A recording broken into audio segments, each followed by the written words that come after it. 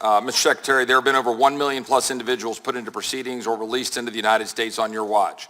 I've asked multiple Border Patrol personnel, not the union, mind you, if we double, triple, quadruple the CBP budget, would that 1 million release go down?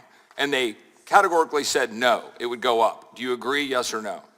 I'm not sure I understand your question, Congressman. With the addition... With the number of people being released in the United States under current law, would it go down no matter how much you increased your budget? And it would not, as they said. Do you agree, yes or no? Congressman, if I understand your question correctly, when individuals are in the United States and they make a claim for asylum... So the number would not go down is the answer, right? Yes or no? That's what they said, and I think you just answered it. It would not go down. The only plan that you offer, the plan you just offered, is to process aliens faster and encourage more to come.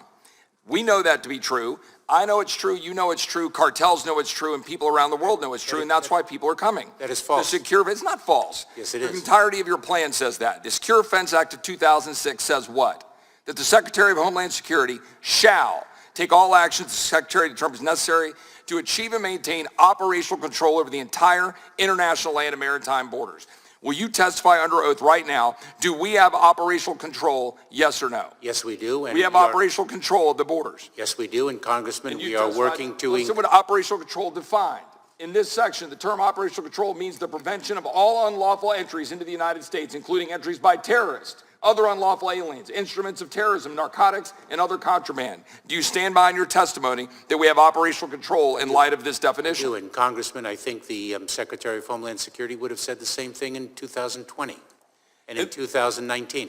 Well, the Secretary would have at least had a basis for saying that we have some sort of control of the border, but the fact is we currently have people flowing across the border, including dangerous narcotics and dangerous members of terrorists, which your own agency sent a letter to my office after 8 months. We sent a letter saying there are 42 people on the terrorist watch list that are in the United States, which you just said to Mr. Jordan, you don't even know where the hell they are.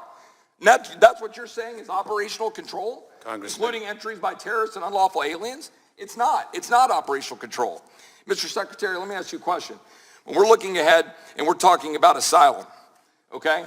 Here, if the officer determines at the time of the interview that an alien has a credible fear of persecution, the alien shall be detained for further consideration. Mandatory detention. Any alien subject to the procedures under this clause shall be detained, pending a final determination of credible fear of persecution. Is everyone being detained? Yes or no? No, and as a matter of fact, Congressman, that is an issue that is before the United States Supreme Court. And the fact of the matter is our law says they should be detained, and your agency is releasing people on purpose in order to flood the zone and make sure that more people can come to the United States. And you use parole to do it. Parole of aliens within the following groups have been detained.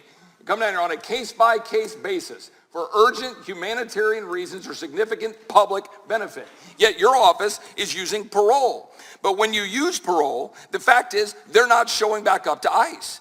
Your own letter to Senator Johnson, to this committee, have acknowledged they're not showing back up to ICE. How can you be saying that you have operational control or that we're securing the United States when they're not showing back up? Congressman, are you actually interested in the facts and the law? Yeah, I'm reading you the law, and I'm actually talking to you about the facts about who's into this country. Actually, you're now let's actually go to something that's Chairman, can the witness be allowed to answer the question? Well, there wasn't a question there to be answered. Gentleman's time. Point. Now let's talk about the damage being done to the United States of America. Mr. Secretary, do you know what this is? This is a mobile morgue, a body trailer, needed by counties in South Texas overwhelmed by dead migrants. That particular trailer is filled with these bodies, 27 bodies that were stored in this mobile morgue in South Texas with dead bodies of migrants. Dead bodies like this one found on a ranch just 3 weeks ago in South Texas. A dead migrant. Somehow that's compassion. How about the dead bodies found by migrants? Compassion. How about the ranchers who had to walk out of their door, and this is what they face, gentlemen with rocks threatening a rancher in South Texas, only able to be saved when they are able to bring their dogs out to scare the people away in order to save themselves. Or the fact that you've got houses being attacked, you've got livestock dead on the side because we've got ranches wide open. How about the little girl here with a brand on her arm? A little girl with a brand on her arm because of your policies. A little girl here in the desert found by ranchers trying to save their life. And how about the lost voices for people dying from fentanyl? The tens of thousands of Americans dying from fentanyl. Faces of Americans faces of Americans across this country dying because of fentanyl pouring into our country. Time of the gentleman has expired. You know full well. Time of the gentleman has expired, Ms. Encouraging people to come here, harming Texas and harming this country. You know it. And you're ignoring The the time actual of truth. the gentleman has expired. He no longer has time to slander the secretary.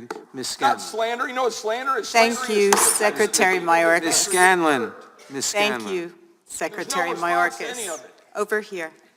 Thank you for being here today.